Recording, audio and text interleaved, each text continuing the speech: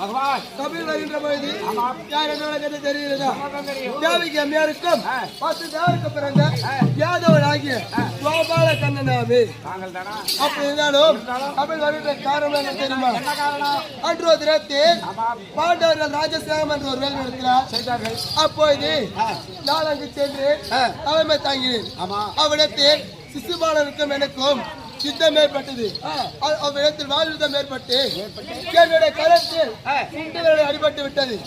அப்போது என்னுடைய தங்கை அருகாமல் பார்த்து கொண்டிருந்தால் ஓடி வந்து அவள் கட்டியிருந்த பட்டாடை என்று பார்த்து கீழ்த்தி அவள் கட்டு போட்டு விட்டாள்.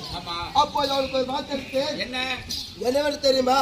அங்க திரௌபதா, உனக்கு என்றாவது மானபந்தம் என்றால் அத்தனையுமே அண்ணன் நான் ஓடி வந்து கேட்பேன் என்று வாக்களித்தேன்.